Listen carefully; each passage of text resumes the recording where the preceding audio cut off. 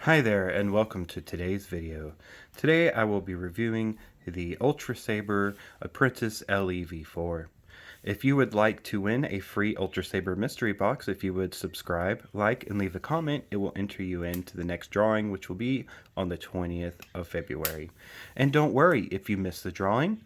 All you have to do is click on my channel, go to the newest videos, and subscribe, like, and comment on them. For every video, if you are already subscribed, you know what to do. Just like and leave a comment for a second entry.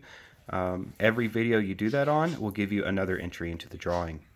Let's get on to the review. This is the Apprentice LE V4 from Ultrasabers. This saber comes at 9.87 inches long approximately.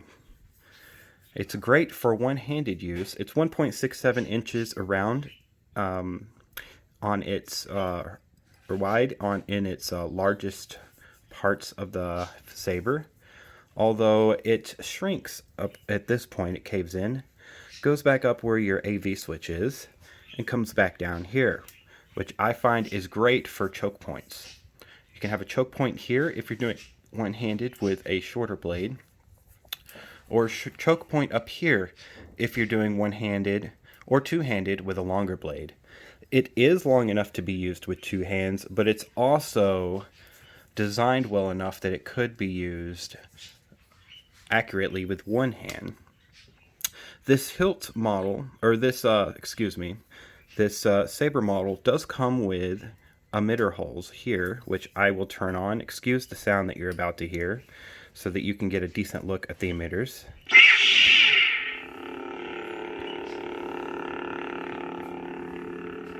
As you can see, as I rotate the top of the saber, there are 6 emitter holes, or windows, excuse me.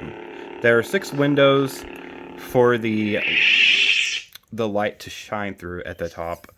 I find this to be my favorite design for a Ultrasabers that is under $100.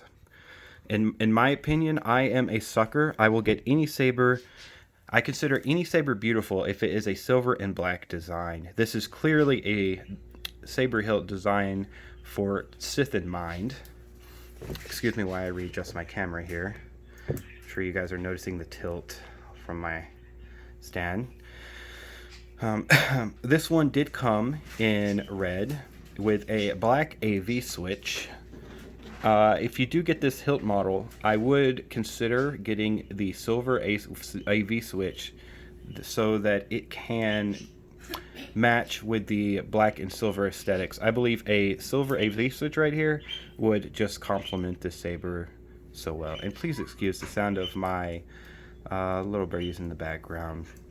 If you notice where the windows are, it feeds in from black back into silver, but this is one solid piece over here. There's no way to unscrew this part to put on a new emitter, so you are stuck with this emitter, which isn't the worst thing in the world. It is a very beautiful emitter, and there is no sharp edges on this saber whatsoever.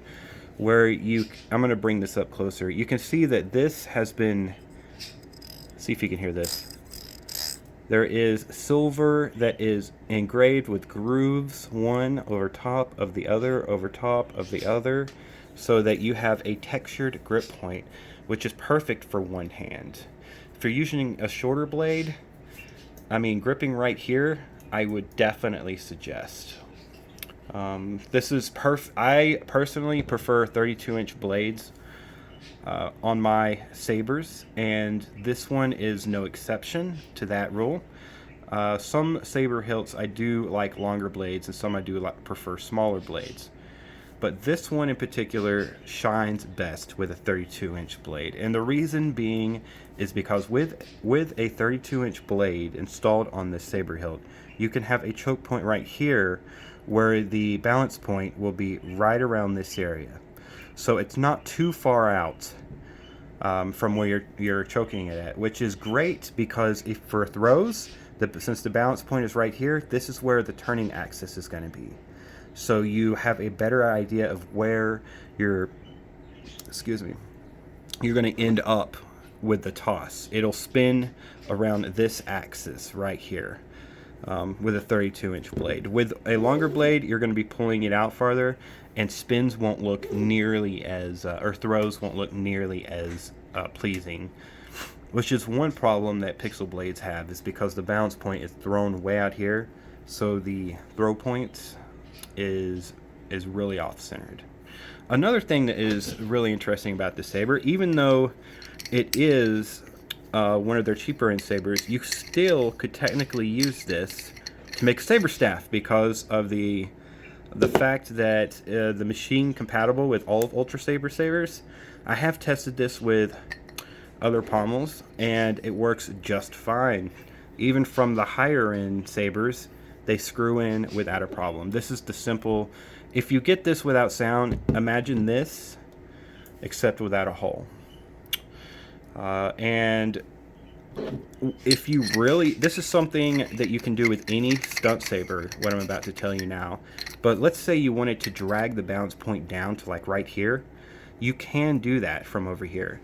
And the way you would go about doing that is, if you had this without a hole in it, you can take some washers or some quarters and you glue them in on this side over here. And if you do that, so with washers or quarters, you can add one at a time until you get the balance point brought down to exactly where you want it to be. And I guess you could do that with a longer blade as well, but it's gonna require more. The balance point on this hilt without a blade is approximately, let's see here. Let's see if I can find it. It's within this. Let me see here. Still a little high. It's about this area right here. So if you're gripping it right here, this is approximately where the balance point is, give or take, from this hilt without a blade. If that gives you any inclination on how far it will be pulled forward or back, depending on quarters added and the blade length that's added on as well. I have ordered 2 Saber Trio Vectras, and I have also ordered a couple of other sabers that will be coming in the next 8 weeks or so. I have gotten some news back from Saber Trio, and I will be getting my sabers before May the 4th. They have guaranteed me that. And I realize I have been getting some flack on my Saber Trio crossguard saber video.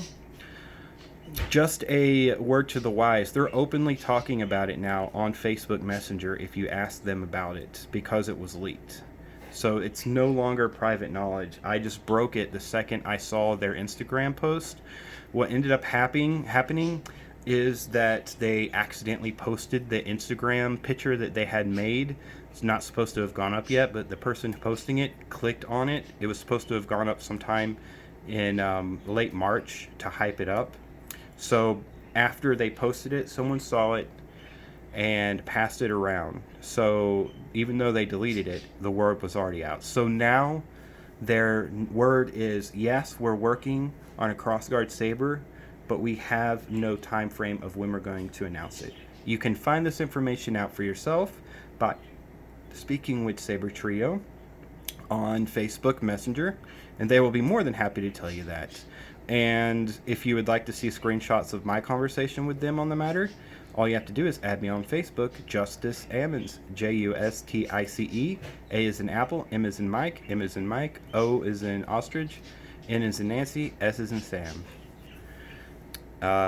This has been Darth Blint, and I will see you next time.